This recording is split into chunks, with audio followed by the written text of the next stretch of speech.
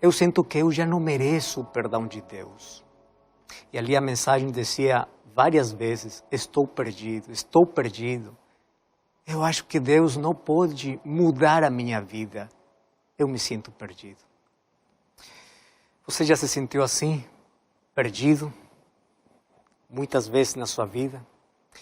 Você sabe que desde a entrada do pecado, todos os seres humanos têm enfrentado essa luta impossível de controlar.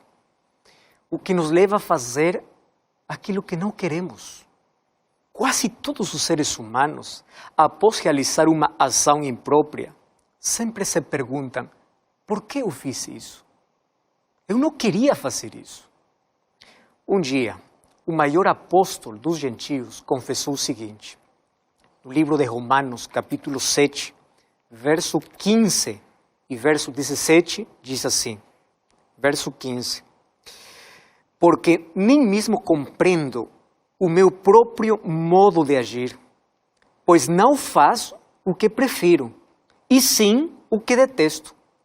Verso 17 diz assim, neste caso, quem faz isto já não sou eu, mas o pecado que habita em mim. Este é o grito desesperado de quem quer fazer as coisas boas, mas não consegue. Paulo diz assim, o pecado que vive em mim. Mas que é o pecado? Quando nós vamos para o primeiro livro da Bíblia, Gênesis capítulo 3, não há uma definição de pecado. Mas ali em Gênesis capítulo 3 encontramos uma descrição da atitude pecaminosa do ser humano.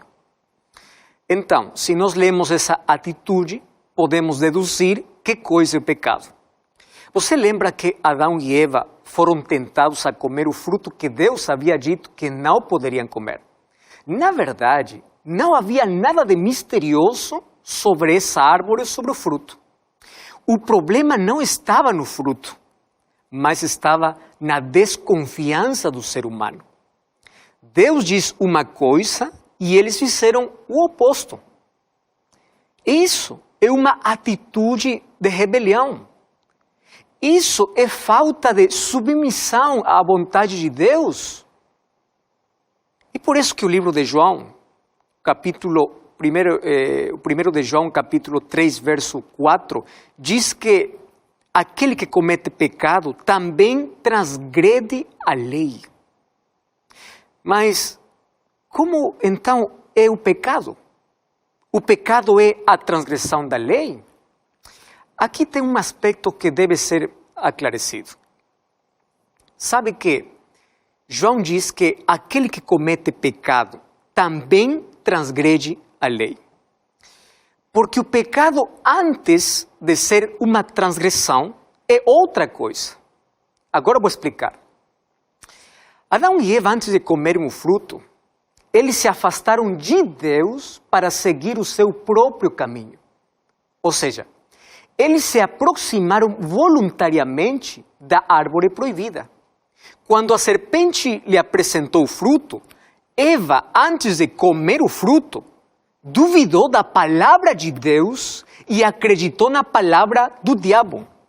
Deus tinha dito assim, no dia que você comer, você vai morrer. A serpente disse assim, você não vai morrer. Então, Eva duvidou da palavra de Deus e acreditou na palavra da serpente. Eva acreditou na proposta diabólica. Você sabe o que a serpente diz para Eva? Você pode ser como Deus. Ou seja, o mesmo problema pelo qual Satanás havia sido expulso do céu, agora colocou na semente no coração de Eva. Então Eva ali comeu o fruto, aceitando a proposta do diabo de ser como Deus.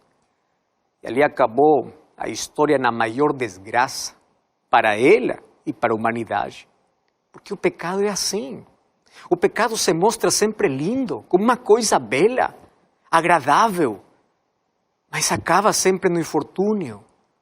O pecado faz te crer que você não precisa de Deus. Mas você acaba infeliz, com uma vida sem sentido, no território da angústia e da morte. Mas onde nasce o pecado? O pecado nasce na mente. Na verdade, todos os pecados nascem ali. O inimigo coloca sementes e se você cuida dessas sementes, um dia crescem e dá fruto. E qual fruto? Dor, tragédia, decepção, amargura. Satanás coloca em sua mente a ideia absurda de que você não precisa de Deus, que você pode ser feliz afastado de Deus. E ele coloca duas sementes, a semente da dúvida e a semente da descrença. E se você permitir que essa semente possa crescer, a consequência vai ser inevitável. Muitas pessoas hoje vivem preocupadas porque estão ali preocupadas por atos pecaminosos. Eles querem cortar os frutos, mas esquecem que a raiz do pecado está no coração. E desse conceito nascem pelo menos duas ideias. A primeira, tem pessoas que acreditam que como não roubam, não adulteram, não fazem mentira, então não cometem pecado. Eles se justificam dizendo assim, eu sou uma pessoa muito boa. Eu sou melhor, inclusive, que os cristãos. Eu não preciso de igreja, não preciso de Deus, porque eu sou melhor. Porque essa pessoa pensa que pecado somente tem que ver com matar, mentir, roubar. Mas a Bíblia fala que o pecado também é não fazer o que você tem que fazer.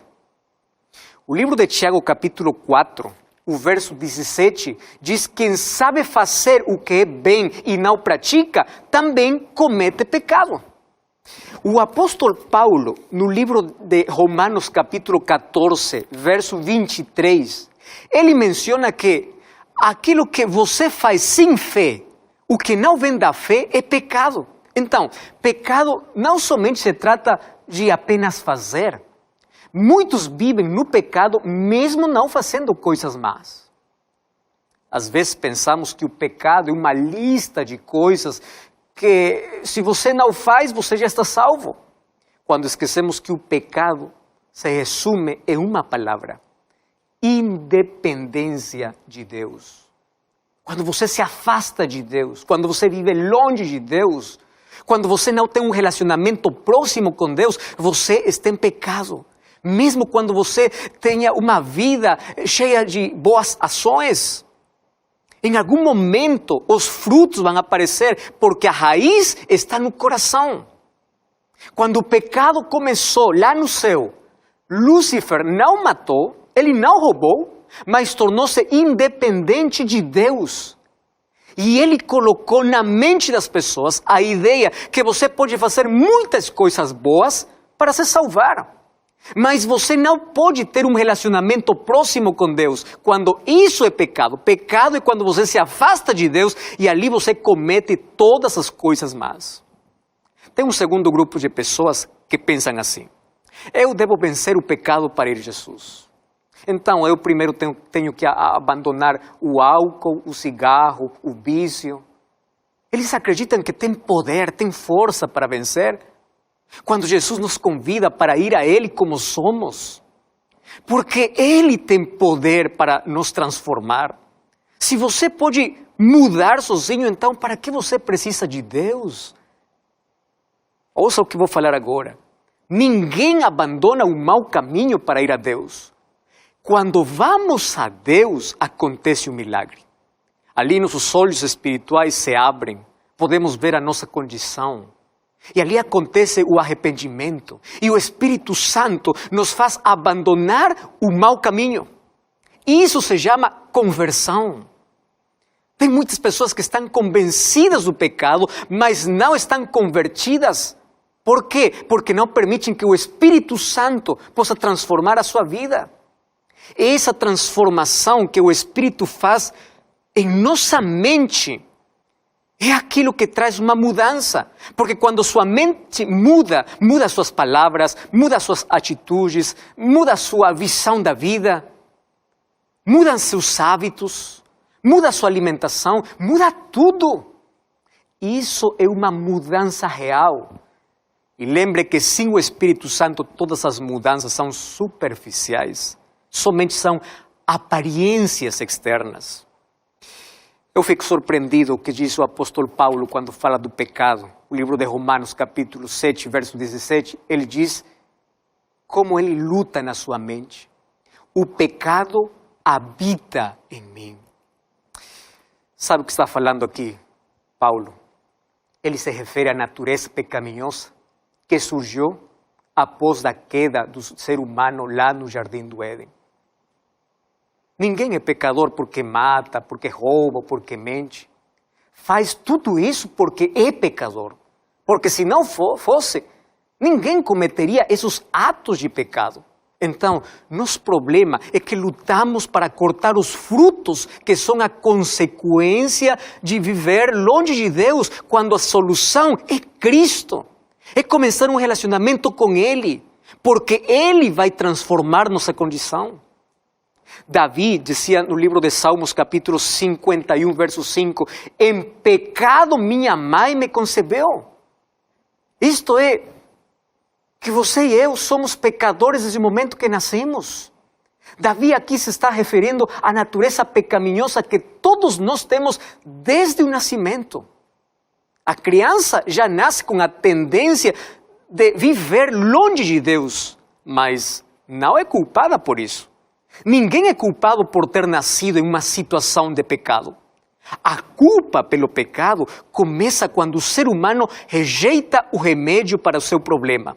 O problema não é ter a ferida, o problema é rejeitar o único remédio que pode nos curar.